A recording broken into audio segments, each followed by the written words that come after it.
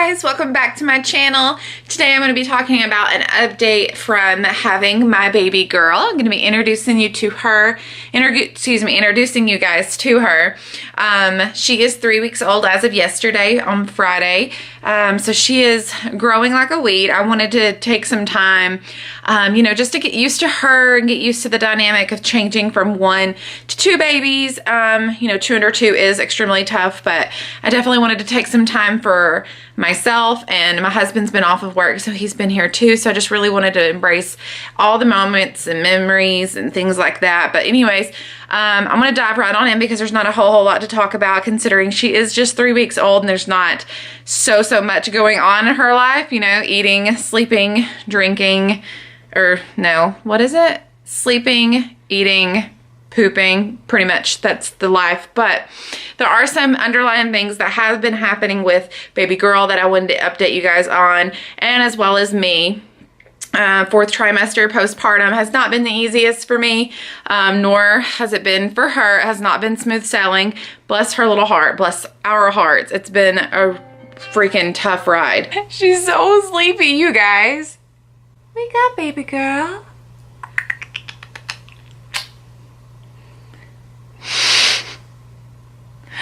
Oh, she's so sleepy. I know that it's been a while since I've been on here, but like I said, I really just wanted to embrace this time. My husband's been off of work, and I'm trying to really adapt to having 2 under 2, and it's really difficult. So I just really wanted to take the time and just focus on that. Plus, this has not been easy. This is far from easy for me. I've been having a lot of issues. She's been having some issues, so I'm going to go ahead and dive on into what has been going on.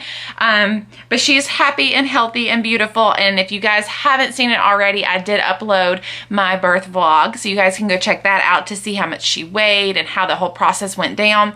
I did have to edit a whole lot, so you didn't get to see everything, but I did labor for 11 hours, which is half the time that I labored with my son, which was 22 hours, and for her it took 15 minutes to push out. My son got stuck and it took 2 hours to push out. So it was like definitely night and day as far as the experience went. However, there was a lot of similarities as far as like the Pitocin to keep going. But after probably, I want to say, a few hours of Pitocin, I took myself off of it for the remaining 6 hours that I labored because my contractions remained steady. So that was really cool because I didn't have to be hooked to the bed and all that kind of stuff the entire time. So that was really nice.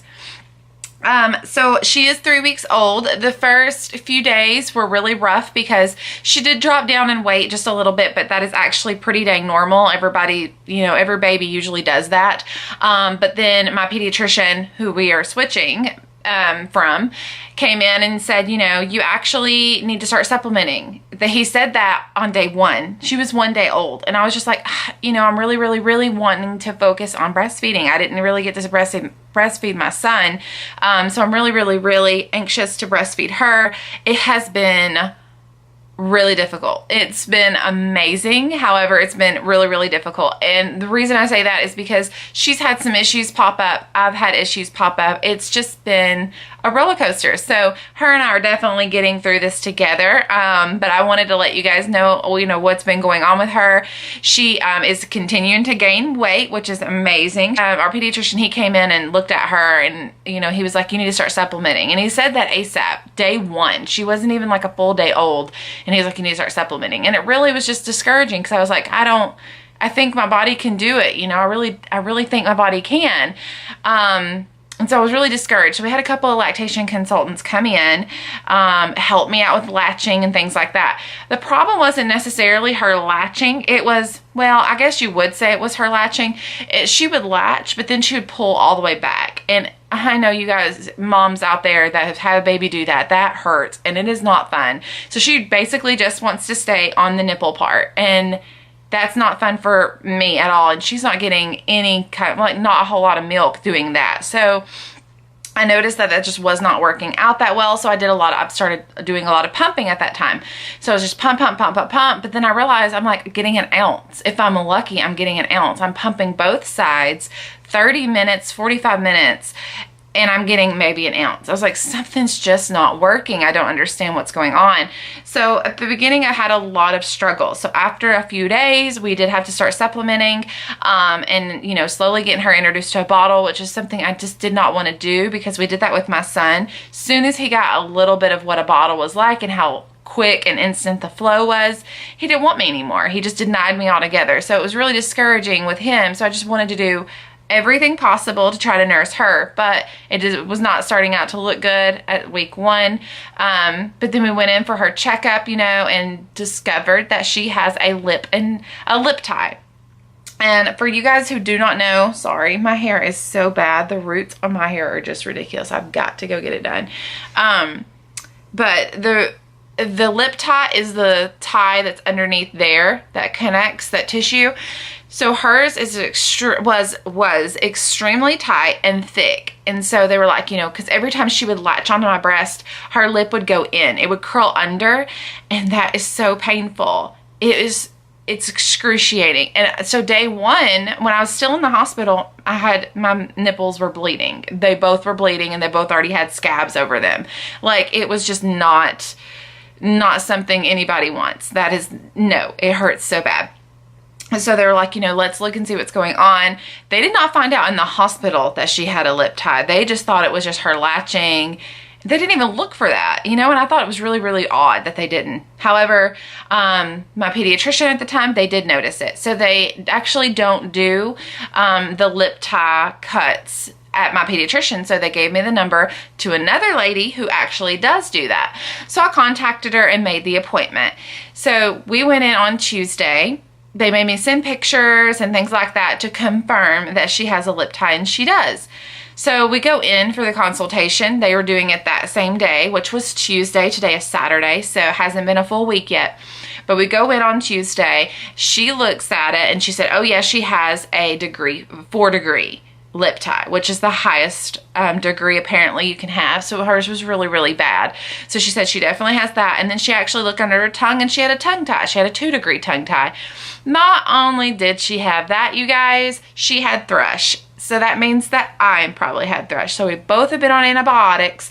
Not only that, they went ahead and lasered. It's like a laser procedure, and they don't numb the baby at all, which was terrible. So as she was crying, I'm crying, but it literally lasts 10 seconds. It's just like a laser that cuts through the tissue, not the muscle. And so they cut through the top and cut through the bottom, and she has been able to latch a whole lot better. Now I say that to say this, it's not an easy road. Like, her top lip is really underneath here. It's starting to really do good, but her bottom, she's developed what they call a keloid. Keloid is just, you guys can look it up. I'm not a guru of like Google and stuff, but it is like, it's something hereditary, like a genetic gene, where like if you have a cut or something like that, it's not stitched up really, really good or something like that, it will create like a bubble scar, like a thick bubble scar. I actually have that condition. I have get biopsies all the time, but I have a keloid. I have probably 1, 2, 3. I have like 3 or 4 keloids on my body. One major one is on my back. And so she actually has that. So she's developed that underneath her tongue. And so it's starting to try to grow back. That tongue tie is, and it was, bless her heart. So we went yesterday and they had to put like some silver in there. And that is just so uncomfortable to watch and to hear. But as past 48 hours, she no longer wants my breast. And it's very, very discouraging, because now my milk did come up. It went from 1 ounce. Last week it came up to 2 ounces. And this week it's been at 2.5 to 3 ounces, which is awesome. However, my big old girl here is eating between 4 and 4.5 ounces per feeding. So I am doing everything possible. And when I say I'm doing everything possible, I will do like another video on what all I've been doing. My diet has changed. I am taking all kinds of supplements, teas, brewer's yeast, fenugreek. I am doing, you name it, I'm probably doing it or have done it. And I should be producing so much milk for her, and I'm not. I'm just not. And I've been struggling with that a whole lot, but I understand that, you know, fed is best. So we have been supplementing a whole lot more. But, you know, I definitely am not giving up just yet. She was 3 weeks old as of yesterday, so we are still going to push forward on breastfeeding as much as possible. I did start using the Shield, so she is latching again. However, she does get very, very frustrated considering not enough is coming out, nor is it coming out quick enough for her.